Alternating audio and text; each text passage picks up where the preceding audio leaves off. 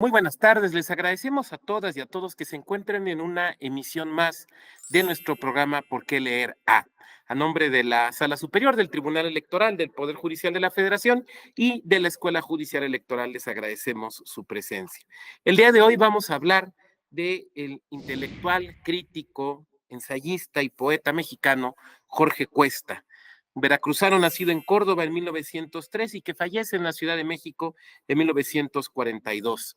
Estudiante de la Escuela Nacional Preparatoria en el legendario edificio de San Ildefonso, donde coincide con quienes después conformaron este famoso grupo de intelectuales llamado Los Contemporáneos. Javier Villaurrutia, por ejemplo, entre ellos, y desde luego otros personajes como Salvador Novo. Él fue, decíamos, integrante de este grupo muy importante de intelectuales mexicanos, Los Contemporáneos, publicó en Ulises, en la revista Contemporáneos, dirigió Examen y también publicó en El Nacional. Fue editor de aquella famosísima antología de poesía mexicana moderna que tanta urticaria generó en su momento y es considerado, digamos, el fundador o el padre del ensayo moderno en México. Y para hablar de esta figura nos acompaña el día de hoy Víctor Peláez Cuesta, nacido en México, en la Ciudad de México, el 6 de diciembre de 1951. Es hijo de Natalia, hermana de Jorge Cuesta. Se implica en la edición de las obras de Jorge Cuesta a partir de 1994 en la editorial El Equilibrista, colaborando con Miguel Capistrán, con Jesús Martínez Malo y con Luis Mario Schneider. Posteriormente colabora en la edición en 3 tomos de obras reunidas, realizada por el Fondo de Cultura Económica de 2001 a 2004, esta vez únicamente con Jesús Martínez Malo y con la inteligente dirección de Adolfo Castañón Morán, en aquel entonces director editorial del Fondo de Cultura Económica y quien nos ha acompañado en otros eventos del Tribunal Electoral. Víctor ha publicado 2 antologías de la obra de Cuesta. La primera, Jorge Cuesta entre poesía y crítica, editada por el IBEC en la colección Veracruz Universal 2018, y Jorge Cuesta, La alquimia y la inteligencia, La Torre del Virrey, Instituto de Estudios Avanzados, Universidad de Valencia 2022. Economista de formación y que reside en Canadá desde hace 12 años, Víctor ha fungido como interlocutor de diversos autores que han escrito acerca de Jorge Cuesta, frecuentemente compartiendo el acervo epistolar de la familia Cuesta, así como los pocos documentos originales que aún se encuentran en su poder. Y por aquí tengo pues los ejemplares justamente del Equilibrista, ¿no? Estas 2 ediciones, estos 2 tomos del Equilibrista, gentileza de una editorial, de una librería de Donceles. Víctor, muchas gracias por acompañarnos. Muchas gracias, Luis Octavio. Soy yo quien agradece la oportunidad de difundir una vez más a Jorge Cuesta y evidentemente mi gratitud también para la Escuela Judicial Electoral. Eh, Mi relación con Jorge Cuesta empezó desde que yo tengo conciencia de existir en el planeta. Eh, y bueno, cuando pasó el tiempo yo no lo entendía, como a mucha gente le sucede, su compleja sintaxis, y no empecé a leerlo sino hasta ser adulto y empezar a relacionarme con esas gentes que llegaban a mi casa, Louis Panavier, algunos de los contemporáneos, algunos expresidentes que conoció Jorge y que recibía a mi madre con mucho gusto para hablar de aquel tío Jorge. Mi relación con Jorge Cuesta pues ha sido, como dije, toda mi vida y más tarde mi relación con la importancia de sus aportaciones al devenir nacional. Entonces voy a hacerles una presentación que preparé basada en los estudios de intelectuales que todos conocemos y que conocen más a Jorge Cuesta que yo. Ellos son Christopher Domínguez Michael, Guillermo Sheridan y Luis Panavier, que fue el el primero y el único que hizo una biografía de Jorge Cuesta, traducida al español por Adolfo Castañón, también nuestro querido amigo.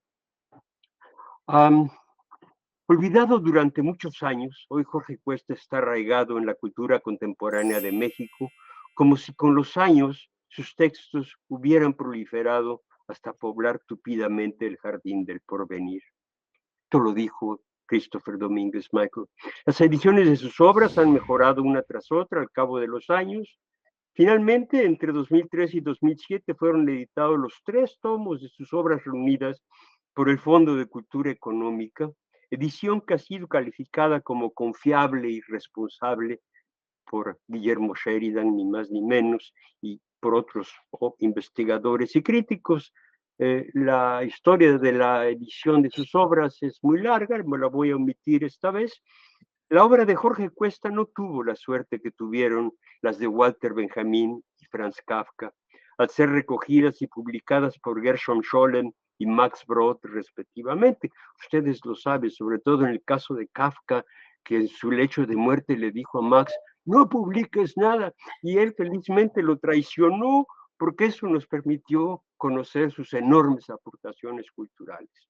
En el caso de Cuesta, su legado intelectual quedó disperso en 2 panfletos, en artículos periodísticos y en revistas culturales, y tuvo que esperar 22 años antes de que fuese reunido y publicado, y más de 30 para ser reconocido como una obra excepcional por los más prestigiosos intelectuales mexicanos, incluyendo al Nobel Octavio Paz. Es el propio Paz quien afirmaba que la más importante obra de arte de Jorge Cuesta fue su vida. Es extraordinario este reconocimiento de Octavio Paz. Le llamaba maestro de poetas, si no me equivoco, ¿no? Sin duda, y bueno, la primer loa que alguien le hace a una obra de Paz es Jorge Cuesta. Al rato voy a mencionar algunos de esos artículos. Entonces, indudablemente habrá quien, en función de su gusto o de su interés, prefiera solamente uno de los universos cuestianos. Esta frase la inventé yo, sin embargo, la lectura de todos esos universos cuestianos es la que permite apreciar en su justa dimensión la talla de este singular intelectual. La afirmación que hace George Steiner de que los seres que encuentran las palabras justas para decir las cosas son muy escasos es cierta, y Cuesta es uno de esos seres. Digo esto como una incitación más a leerlo. Cuesta es esencialmente un crítico de la cultura. La universalidad de su interés intelectual, aunado a su desconcertante erudición, hacen que los límites entre literatura, filosofía y política en muchos de sus ensayos sean difíciles de establecer. Por eso me tomé la libertad de escribir lo que les iba a platicar el día de hoy, porque es tal la multiplicidad que es imposible abarcarlas todas. Sin embargo, el interés de la obra de Jorge Cuesta ha aumentado en los últimos 30 años y ha logrado el triunfo de Cuesta y de su insustituible papel como el primer intelectual moderno mexicano del siglo XX. Hay lectores que experimentan una sensación de naufragio al leer al Jorge Cuesta. La lectura de su obra es compleja, pero sobre todo apasionante. Se trata, como lo dije, del primer intelectual plenamente moderno de México y su trayectoria en su corta vida lo llevó, como lo afirma Christopher Domínguez Michael, a convertirse en el fundador del canon de la literatura mexicana. Esta afirmación, lejos de ser ditirámbica, describe la identidad del autor de una obra que ha resistido el paso del tiempo y sigue siendo de actualidad. Jorge Cuesta nació, como lo dijiste hace un rato, en Córdoba, en el estado de Veracruz, en 1903. Fue el primogénito de un padre terrateniente y de una madre de origen francés.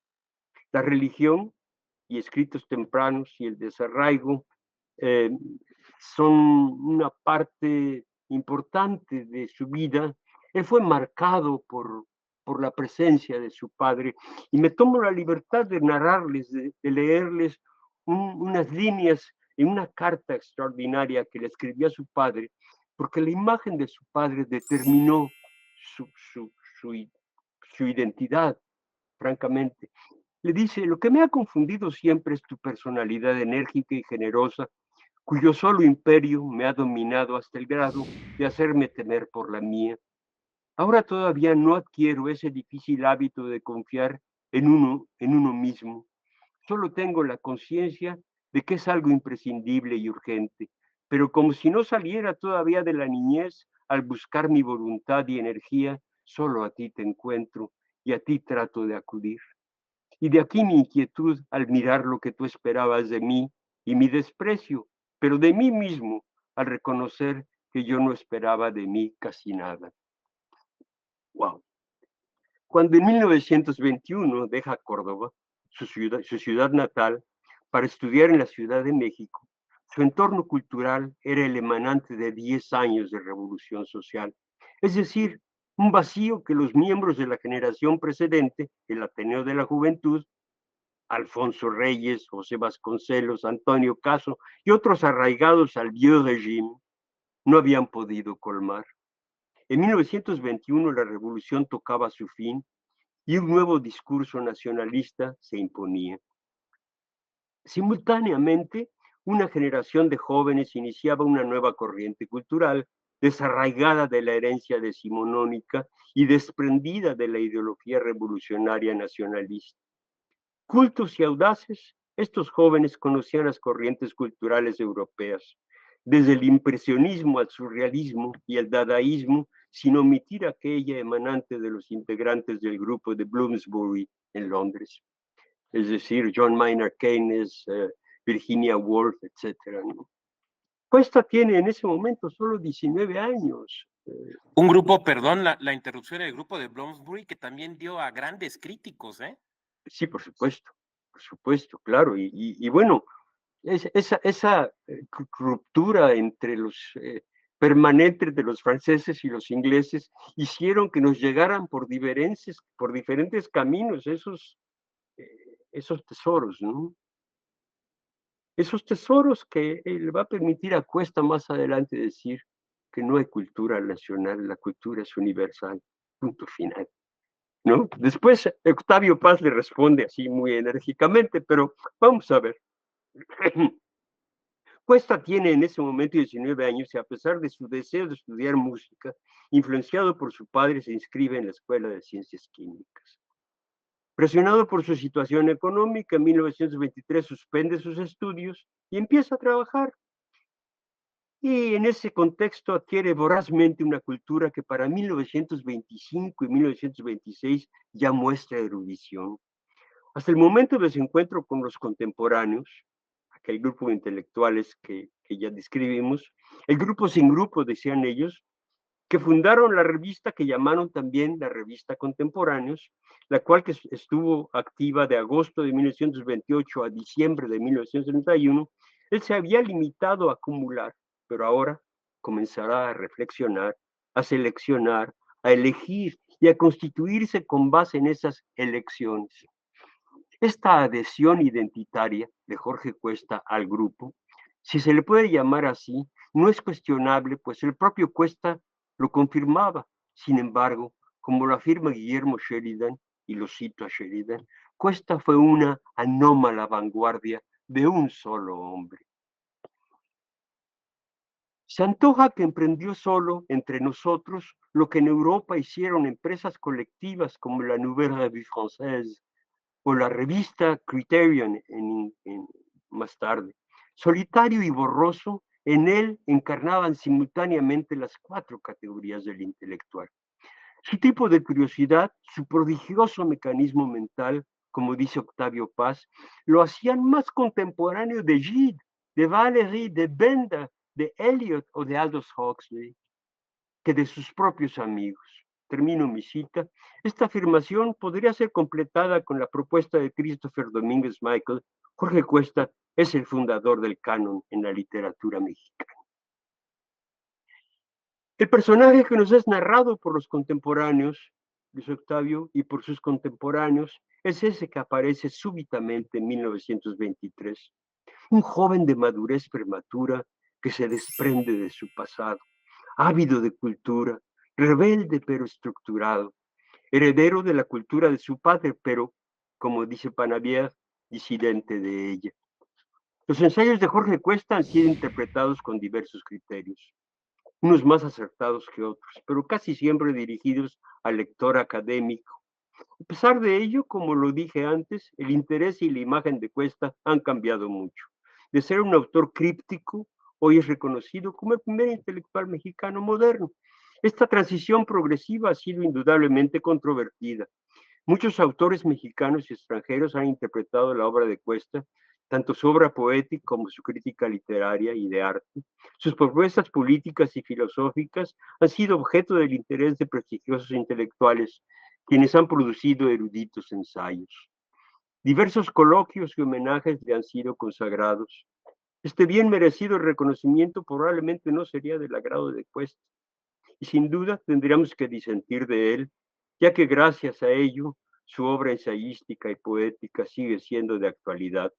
Algunos de los argumentos políticos de Cuesta sentaron las bases de la libertad de expresión en México, y ahora lo platicaremos con su combate por defender la revista Examen, combate que lo tuvo en la cárcel dos o tres días.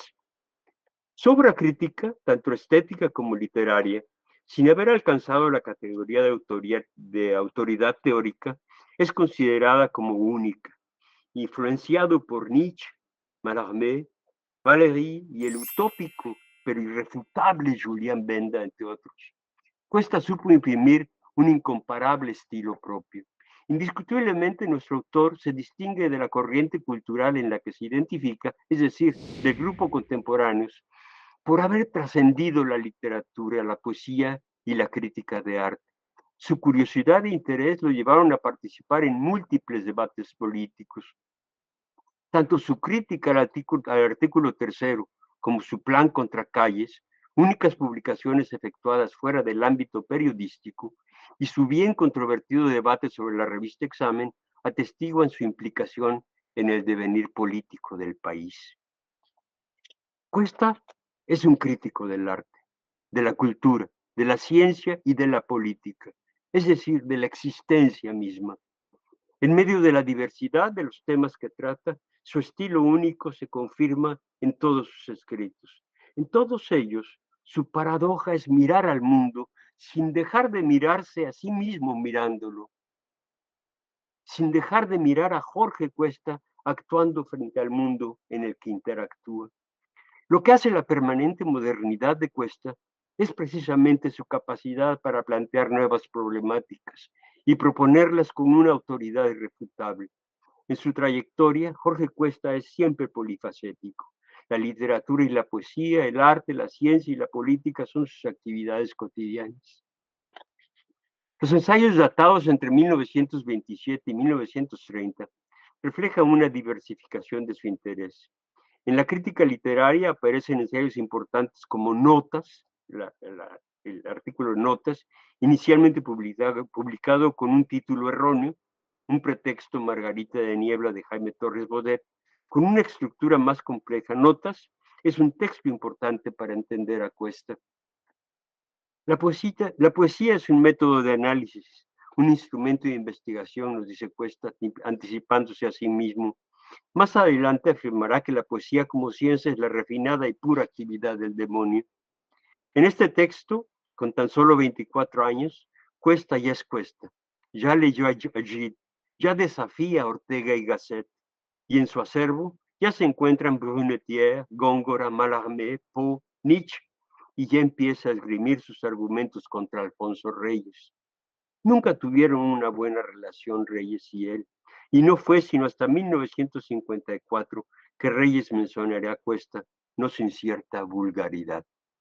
Tengo la nota, esta de Reyes, y la voy a leer porque si no, no valdría la pena lo que acabo de decir. Dice Reyes, hay en algunas naturalezas cierta resistencia a la cultura. Si se les fuerza, producen monstruosidades, como aquel que acabó castrándose para resistir el deseo de acostarse con su hermana y que había descubierto el secreto de hacer la crítica y la literaria mediante reacciones químicas. Esto lo reporta Christopher Domínguez en su nota La crítica del demonio. Ese mismo año, de 1927, aparece Reflejos, que se anuncia como una reseña del libro de Javier Villorrutia con el mismo nombre, pero que es una auténtica poesía en prosa, una obra de arte. Los ensayos Antonio Caso y la crítica y el resentimiento en la moral de Max Scheler aparecen también en ese año como su primera manifestación escrita de temas filosóficos. En 1928 como lo apuntaste hace ratito, es un año sísmico para Jorge Cuesta. Ya formando parte del grupo Contemporáneos, firma la antología de la poesía mexicana moderna. Es una obra colectiva que aparece ese mismo año en librerías. Estando Jorge Cuesta en París, se desata en México una desmedida crítica que, sin ningún refinamiento, se volvió un escándalo. Este fue el primero de los muchos combates que Cuesta habría de enfrentar con lucidez y Perdón, valentía. pero ese debate dio lugar a una frase muy famosa, ¿no? Es una antología que vale lo que cuesta. Efectivamente, aquí lo menciono un poquito más adelante, y es que veremos, la respuesta de Cuesta es siempre elocuente, veremos. Este fue el primero de los la prensa con agresiones como este volumen vale lo que cuesta, frase que más adelante sería cristalizada en un artículo de la revista de revistas como una antología que vale lo que cuesta. En 1929, el contexto político, el vasconcelismo y la autonomía de la universidad lleva a Cuesta a inclinarse hacia nuevos horizontes intelectuales. 1932 es otro año sísmico para Cuesta. La consignación de la revista Examen, de la cual él es creador y director, lo ocupa, lo arrolla. Es bien conocido el falso escándalo montado por los enemigos de Narciso Bassols, en aquel entonces ministro de Educación Pública. Sucede que Rubén Salazar Mayén, que era pues, un pseudo contemporáneo, que era más joven, yo tuve el privilegio de conocerlo esos domingos en casa, esto pues escribió unos artículos, era las entregas por ¿cómo se dice? Por semanas o ¿no? por números. Y en Cariátide, pues dice unas de esas palabrotas que hoy día en México se volvieron cotidianas y se atreven a través de un periodista de Excelsior apellidado Elguero a denunciar la revista como un mal, ¿no? Y Jorge Cuesta termina en la cárcel. Lo sacan de la cárcel, él tiene que renunciar a su puesto en la Secretaría de Educación Pública para proteger a Narciso Bassols. Efectivamente, el doctor Guillermo Sheridan ha dedicado todo un libro respecto al caso de Examen de Jorge Cuesta. Salazar Mayén, si no me equivoco, fue autor de unas memorias de preparatoria, ¿no? Sí, como no. Y Salazar Mayén fue un tipo que primero fue comunista, después fue nazi, después fue comunista otra vez, y en fin, toda una controversia de una hemiplegia.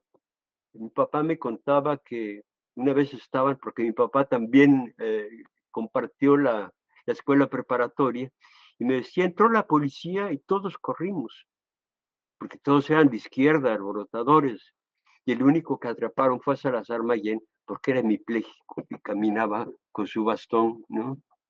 Y fue a la cárcel. Creo que llegó hasta, no sé hasta dónde llegó, pero la pagó muy cara su ideología, Rubén Salazar Mayén.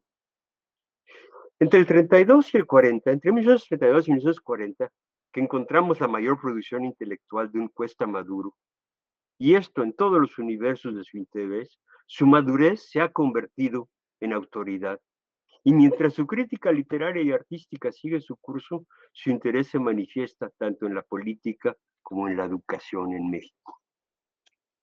Es en este periodo que el lector encontrará los textos más icónicos del discurso cuestiano, como La crítica desnuda de 1935 o El Salvador Díaz Mirón de 1940, así como aquellos que contienen sus posiciones culturales vanguardistas, como En el clasicismo mexicano, La mujer en las letras. La mujer en las letras, esto es el primer artículo feminista del país, indudablemente, en un periodo en donde el machismo era pues, el canon, ¿no? Jorge como se dice, critica un libro de Margarita Urrueta. Por cierto, murió a los 103 o 104 años en Cuernavaca. Fue Elena Poniatowska quien me contó eso. O bien la cultura francesa en México, otro de esos artículos de 1934. El argumental de Cuesta no se contiene en estos artículos. En todos sus artículos, Cuesta esgrime su inteligencia y su sensibilidad en la afirmación de su autoridad intelectual. Es importante subrayar el aspecto político de la producción de Cuesta a partir de la caída del presidente Plutarco Elías Calles, que él mismo predice en su plan contra Calles. Y Cuesta parece decir que el Estado nacional, que el Estado natural de nuestro país es la revolución, es el cambio y no la tranquilidad. Y en estos periodos de tantas controversias, es una razón más de volver a leer a Cuesta, es una razón más de incitar a nuestros eh, compatriotas a aprender a pensar cómo cómo usar la democracia, ¿no? En marzo de 1934, Cuesta le dice a Bernardo Gastelum en una carta que su inmersión en la política es para hacer frente a los que llaman descastados y ajenos a los problemas del momento, a los miembros de su grupo, y una vez inmerso en la política no saldrá de ella más que por el deterioro de su salud, ya que una parte del desencadenamiento de su enfermedad, 1940, coincide con la golpiza que le manda a dar el sindicalista Vicente Lombardo Toledano, opositor a Calles en 1940 a causa de sus pronunciamientos políticos contra él. Es un drama en casa. Mi mamá vivía con él en aquel entonces en un departamento alrededor del Parque México y no llegaba, estaban en un segundo piso. Entonces asoma por la ventana y le encuentra tirado en el parque, bañado en sangre. Curiosamente, una serie de acontecimientos desencadenan su enfermedad a partir de ese 1940. La muerte de mi abuela, en fin. En sus artículos de corte político, Jorge Cuesta nunca toma partido. Su posición es crítica, como lo sugiere Julián Benda en La traición de los clérigos, el libro aquel que poca gente ha leído. Benda es importante para Cuesta, ya que de él adopta su ética como crítico. Una vez más, cito a Domínguez Michael.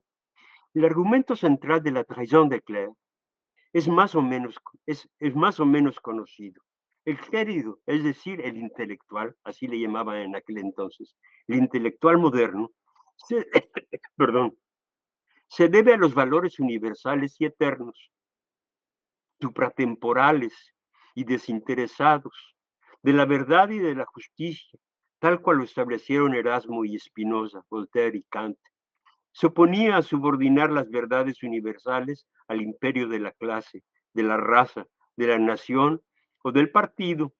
No era fácil, no lo es, fijar la frontera entre lo universal y lo particular, como lo demuestra su propio derrotero intelectual.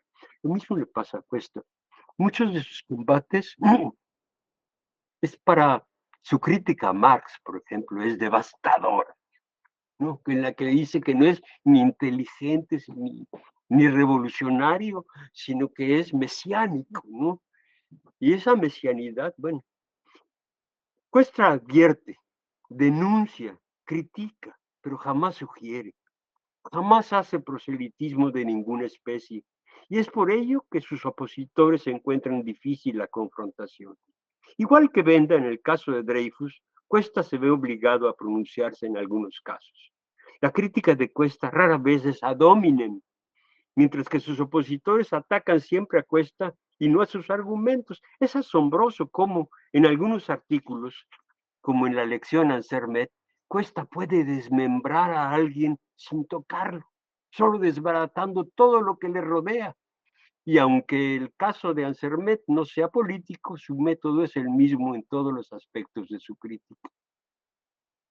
El modernismo y la actualidad de la obra de Cuesta no es una razón suficiente para sugerir, para vindicar la pertinencia de hacer el esfuerzo de comprender.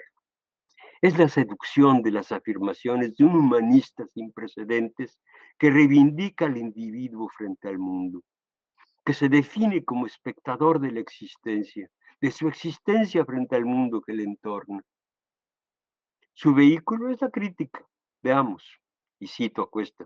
Esta es una ocasión que se me muestra valiosísima para justificar mi desconfianza en un lenguaje crítico que, cuando logra complacer a mi gusto, choca con mi entendimiento. Y cuando logra hacérseme inteligible, no es tolerado por mi sensibilidad. Me parece una crítica viciosa aquella en que la pasión se desahoga, en que la pasión encuentra su catarsis para no volver a exigir alimento. Falsa es la crítica apasionada, en efecto, pero si se entiende así, a la que no soporta la ausencia que la constituye, que encuentra su naturaleza en descargarse del sentimiento que la obsede, de la avidez que la contiene, y que justifica por su descanso el desprecio que tiene para su pasión el miserable mérito de la sabiduría. En la obra de Cuesta, el lector podrá encontrar la diferencia entre la escritura como sombra y la escritura como reflejo. El caso de Cuesta es el de la escritura como reflejo de sí mismo en cada una de sus líneas.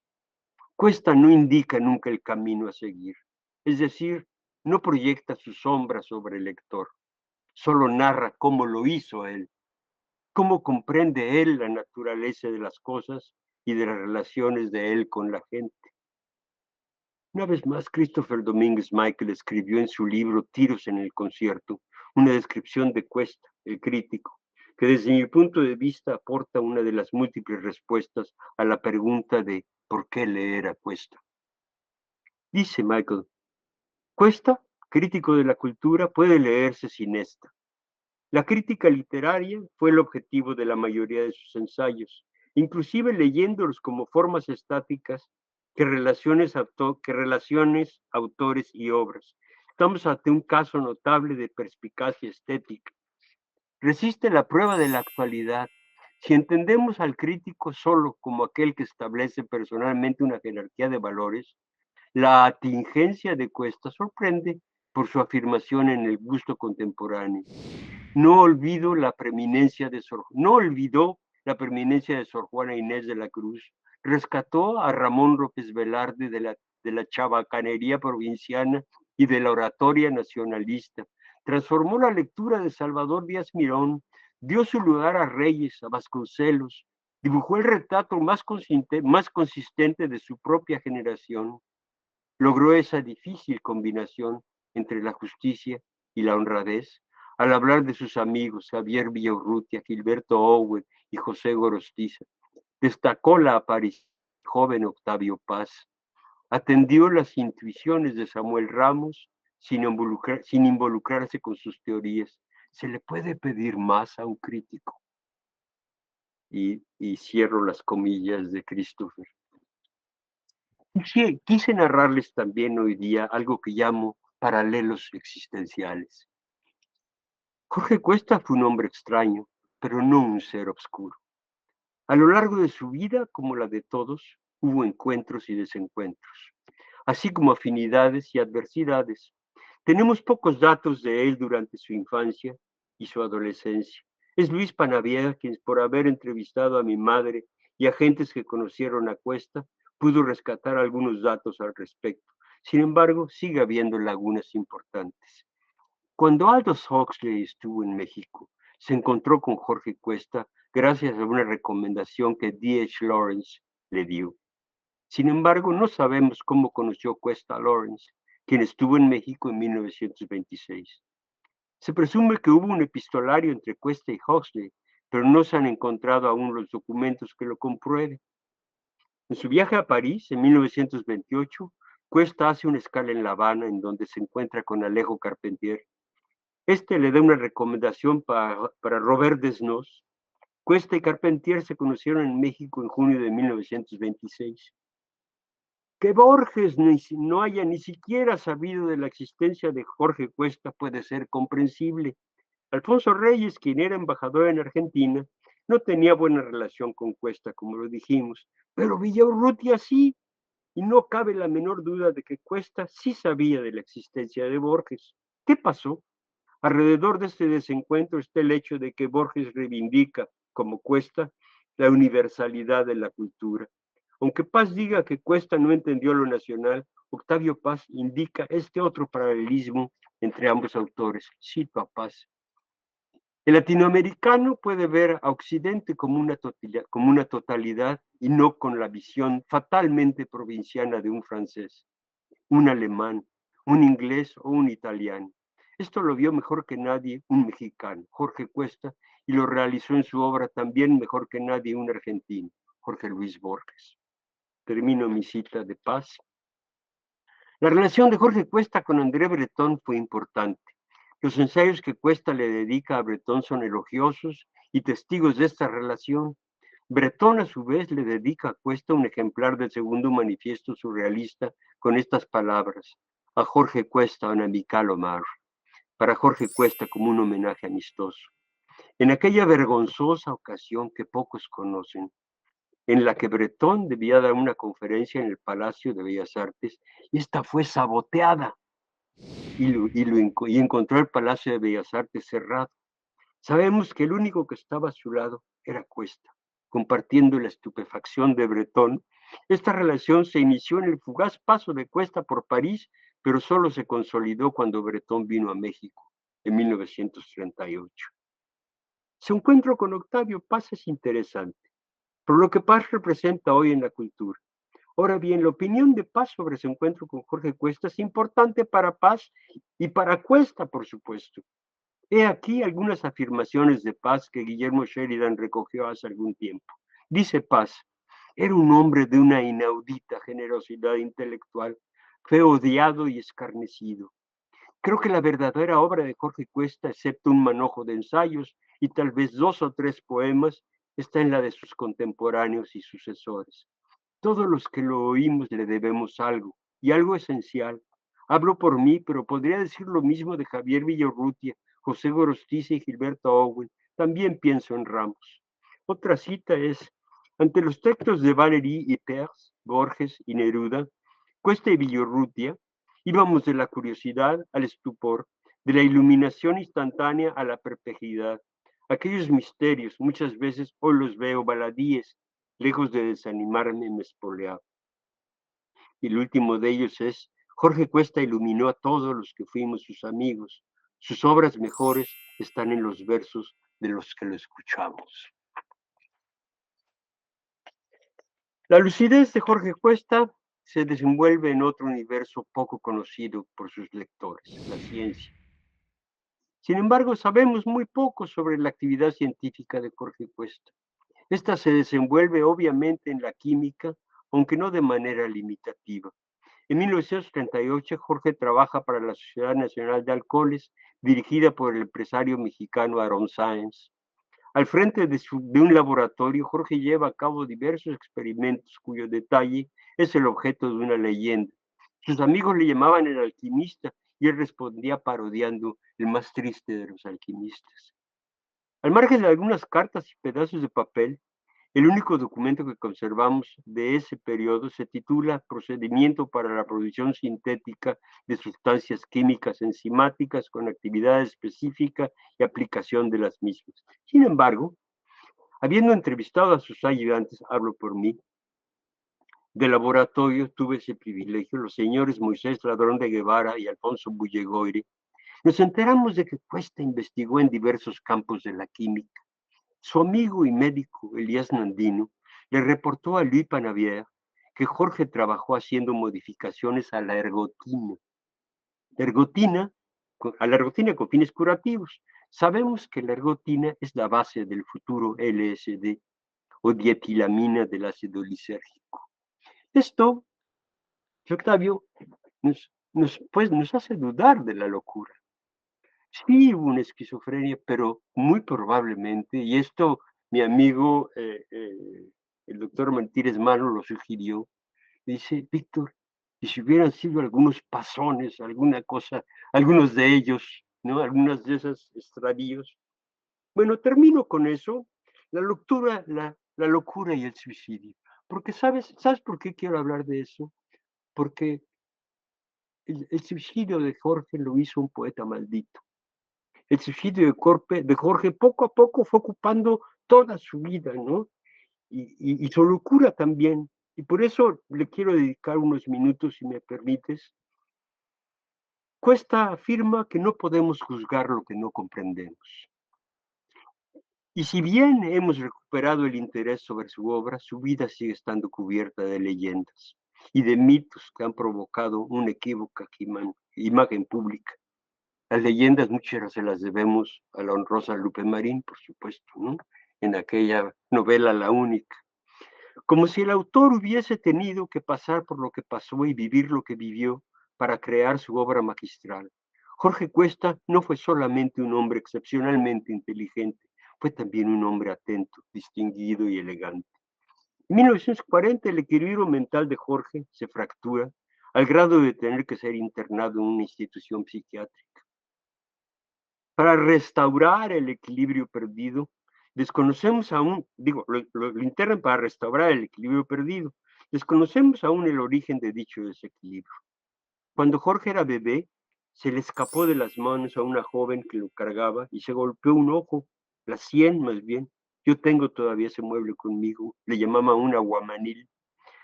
A los 12 años le tienen que extraer un tumor de ese ojo izquierdo resultante del golpe. En 1940 es agredido por unos, como lo dije, por unos sicarios enviados por el sindicalista Vicente Lombardo Toledano, quienes le propían una tremenda golpiza, dejándolo inconsciente en la calle. Durante este primer internamiento muere su madre, quien desde su reclusión doméstica fuere para él un pilar emocional. Insisto, no sabemos qué desencadenó este desequilibrio mental, que se fue acrecentando en intensidad y fue teniendo consecuencias cada vez más graves. Durante el último internamiento, Jorge fallece y el hospital psiquiátrico declara un suicidio causado por una distracción de los enfermeros. En una carta a su hermano Víctor, que desafortunadamente se refugió en el alcoholismo durante buena parte de su vida, Jorge le escribe: yo soy de los que creen que una vida perdida es una vida heroica que tuvo vergüenza de serlo. Lo más abominable es el suicida, el avergonzado por la vida y el cínico. Entonces no me van a convencer que Jorge era un suicida en potencia, no es verdad. Como resultado de una larga y compleja investigación de las circunstancias de su deceso, hablo por mí, hoy considero contar con suficientes argumentos para sugerir que Jorge Cuesta no pudo haberse suicidado. Su supuesto suicidio, con los años, se convirtió en el epicentro de su vida, volviéndolo un poeta maldito, y esto ha sido usado para sendos ensayos literarios y psicológicos con fundamentos que a mi parecer contradicen a los hechos objetivos. Y sin hacerla de Sherlock Holmes, mi conclusión es que fue un abuso de los loqueros, ¿no? Le daban choques electroshock, le daban choques insulínicos, y Jorge era delgado como un hilo. Entonces tenía la tercera cervical desprendida.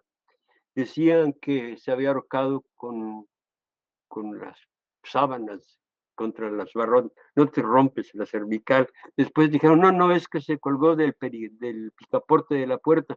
Pero Jorge medía 2,5 metros, sentado era más alto que cualquier picaporte. O sea, no tenía fuerzas para suicidarse, por Dios. Lo único que yo deduzco es que murió en alguno de esos tratamientos, ¿no? En algún abuso de un tratamiento. Curiosamente, y esto, la lectura de las notas de los días siguientes, solo un reportero reporta que, oiga, no hubo autopsia ni forense ni nada. Se murió en la mañana y a mediodía estábamos en el cementerio. Extraño, ¿no? ¿No les parece extraño? Es decir, perdón, no, perdón porque es siempre un drama hablar de esta parte de la vida de Cuesta, pero es necesario que la gente reflexione. Después, bueno, desaparecieron los expedientes del hospital. En su ensayo Nietzsche y la psicología, Cuesta afirma: ¿qué empleo de la psicología tan opuesto del que Nietzsche hubiera esperado que inspiraran sus obras? Él, que se decía el maestro en psicología, ser tratado así por la psicología de los críticos. Y digo yo, ¿habrá llegado acaso el tiempo de comprender que son los sentimientos? No, no, perdón, esta cita de Cuesta todavía. ¿Habrá llegado acaso el tiempo de comprender que son los sentimientos de Nietzsche los que valen? Nietzsche se veía pensar con su pasión, pues sabía que su pasión era tan justa como su locura. Y ahora, ni el suicidio de Walter Benjamin, ni la locura de Nietzsche han sido tratados como en el caso de Cuesta. ¿Acaso la visión de Cuesta sobre Nietzsche debiera ser aplicada por nosotros al propio Cuesta? Quiero resaltar, como lo hizo Valéry con Mallarmé, el contraste entre aquel Cuesta vivo, casi anónimo, algunos dudaban de su existencia, y el Cuesta actual, es decir, muerto. Esa fuerza póstuma no proviene solamente de la edición de sus obras. No es tan solo la belleza de su poesía ni la profundidad de sus ideas lo que ha hecho a su nombre crecer a pesar de los años y salir así del oscuro silencio del olvido. Es Cuesta, el hombre digno e imperturbable, noble como su actitud, noble como la dignidad de su poesía, de su crítica cristalina. Su singularidad lo hace incomparable en el mundo de las letras. Y con eso termino. Víctor, muchas gracias. Habría muchas cosas que decir y que preguntar, pero yo quisiera formular algunas Por favor. comentarios. Primero, sí, desde luego, la importancia de esta generación del grupo sin grupo, que además ya tiene, salvo su mejor opinión, una formación y una cultura distinta que la del Ateneo de la Juventud. Esta es una generación que ya se abre, por ejemplo, al inglés y que se abre a América Latina, a la América Latina posterior a Darío, ¿no? Por decirlo de alguna manera. El tema de Borges para mí es muy interesante. Hay un texto de Cuesta, una carta que le dirige a Guillermo de Torre, que hace una serie de críticas a poetas mexicanos, Sí. y si mi suposición no es equivocada, ese Guillermo de Torre es el cuñado de Borges, el esposo No, de Nora. de verdad. Yo supongo que es él, porque el único Guillermo de Torre que yo ubico es el esposo de Nora, que era un escritor ultraísta español que se va después, pues te lo sabe, a Argentina. Entonces, deduzco que, o sea, si esto es así y si la carta llegó a Guillermo de Torre, yo supongo que eran, Nora era muy cercana a Jorge Luis, deduzco que hay algo posiblemente haya sabido, pero todo esto no son meras deducciones. En una de esas es otro Guillermo de Torre literato, lo cual sería poco común, pero pudiera ser. Claro, su postura crítica hacia el artículo tercero constitucional, ¿no? Se cuenta mucho que es justamente en unos debates acerca de esto, donde Paz se le acerca y Cuesta le invita a comer, me parece, en el centro de la Ciudad de México, ¿no? Efectivamente. Ahora, yo creo que a él le debemos varias cosas, ¿no? Primera, sí, la crítica literaria moderna en México, pero no solo literaria, sino la crítica como una función literaria en sí, por decirlo de alguna manera. Totalmente. La, la reivindicación de algunos personajes como Díaz Mirón, más allá del hombre anecdótico que se batía en duelo, su validez como poeta, que eso es lo que nos queda, ¿no? Y yo coincido, a ver, hay ciertas, todo lo que se ha tejido alrededor de la muerte de Cuesta, ¿no? Que lo ha pintado como un poeta maldito, pero la verdad es que sobra, digo, yo sé que nuestro programa es acerca de la parte crítica, pero en estos universos cuestianos de los que habla, No hay fronteras reales en su obra, claro. no, y yo creo que esa además es una virtud, ¿no? O sea, me parece que desde luego, ¿no? Hay una relación entre Canto a un dios mineral, su poema más conocido, y Muerte sin fin, ¿no? O sea, me parece que más allá de que fueran amigos y de la amistad y la formación, ahí hay una relación directa. Y Decían me que parece, escribieron juntos, perdón la interrupción, pero por entre el favor, anecdotario decían que se sentaban a pelotear sus dos poemas, el uno y el otro. Perdón. Sí, no, no, claro, ¿no? Y es probablemente Muerte sin fin sea el gran poema hermético mexicano, ¿no? Así como, perdón, así como Muerte sin fin es el gran poema metafísico, Canta un dios mineral posiblemente sea el gran poema hermético mexicano, ¿no? pues está el primero sueño de Sor Juana, que no es poca cosa. Es lo único comparable con el canto un dios mineral, es el primero sueño de Sor Juana. Y Jorge lo reconoce en alguna parte, no recuerdo ahora en dónde. Am, pero sí, efectivamente, ese hermetismo ya llegó a Alemania, ya hubo gente en Alemania que estudió el canto un dios mineral y ha pasado por tantos análisis. eh, y indirectamente Verónica Folkov hizo un libro maravilloso sobre Jorge Cuesta, en donde evidentemente habla de la poesía de Jorge y del canto un dios mineral, ¿no? eh, ¿cómo se llama? Pancho Segovia, el hijo de Tomás Segovia, también hizo otro libro memorable sobre ello. Eh, en fin, te volví a interrumpir, disculpa. No, no, por favor. Y un poco para irnos acercando al final, ¿por qué el día de hoy hay que voltear a leer a Jorge Cuesta? ¿Qué nos dice Jorge Cuesta hoy que sea relevante para, sobre todo, los jóvenes y las jóvenes que están viendo este programa y que Cuesta probablemente sea una figura que no ubicaban del todo y que digan, bueno, es que por esto hay que voltearlo a leer? Porque, porque hay argumentos, como lo dije en mi presentación, una de las virtudes de Cuesta es de plantear las cosas de una manera distinta. Y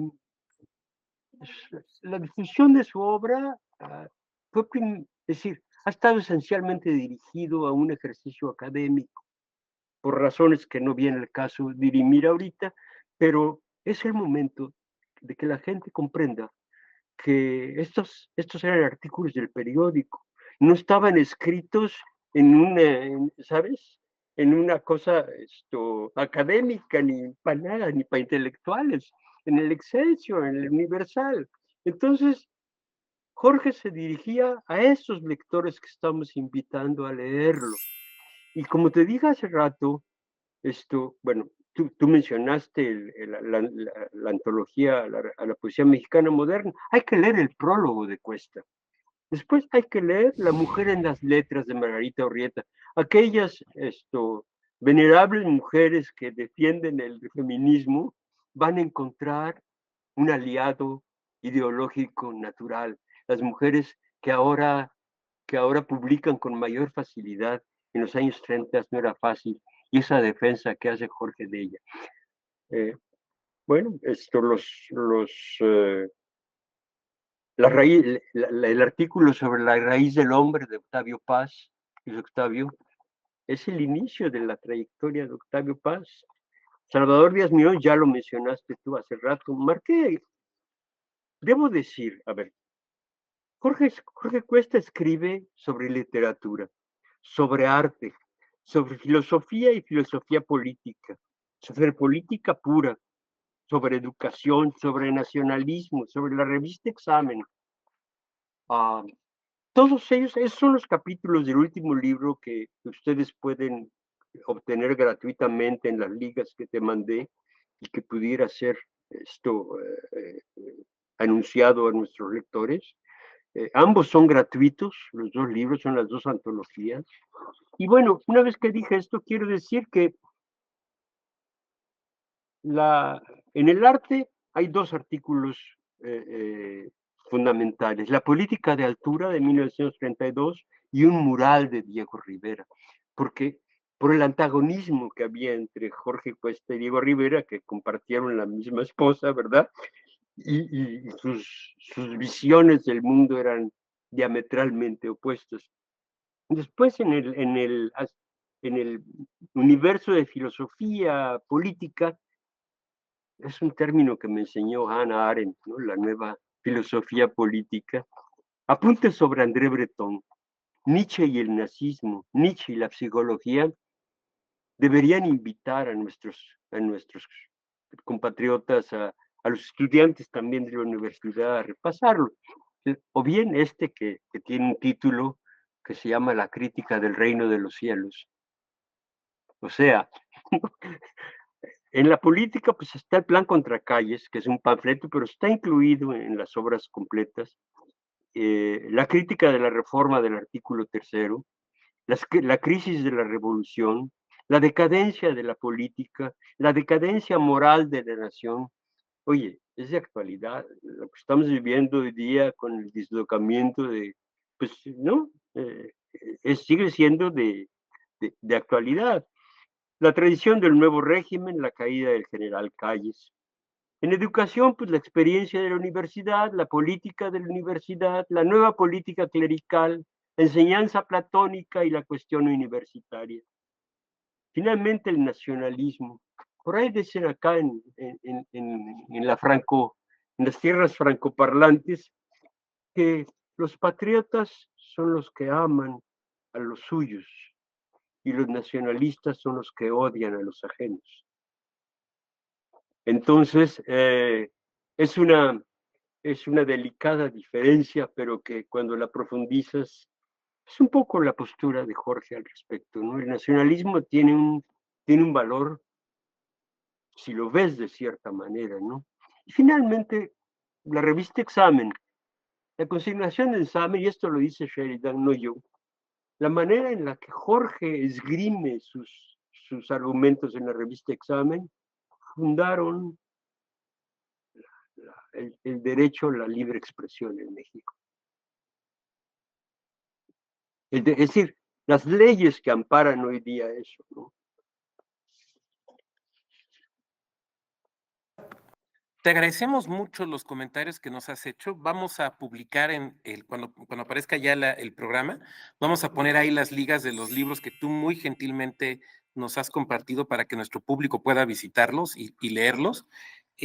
Para nosotros, para la Escuela Judicial, para mí en lo personal, como alguien que ha leído y admira a Cuesta, me parece muy importante la reivindicación de esta figura, porque leer a Cuesta no es leer a la historia, leer a Cuesta es leernos a nosotros mismos, en buena medida. Eso debía escribirlo, por favor. Está precioso. Es leer a nosotros mismos, claro. Esta idea que tú muy bien has señalado es del espejo, ¿no? O sea, y la verdad es que ahí me parece que en ese sentido es fundamental. Entonces, a nombre del Tribunal Electoral, Víctor, muchas gracias por este tiempo que nos has dedicado. Es un privilegio. Ojalá me pudieras echar un mensajito cuando hagan la publicación. Claro que sí. Para poder compartírselo a mis cuestianos. Claro que sí, y para todo nuestro público, muchas gracias por acompañarnos en esta edición más de Por qué leer A, dedicada a Jorge Cuesta. Muchas gracias. Muy buena tarde. Adiós, bye bye.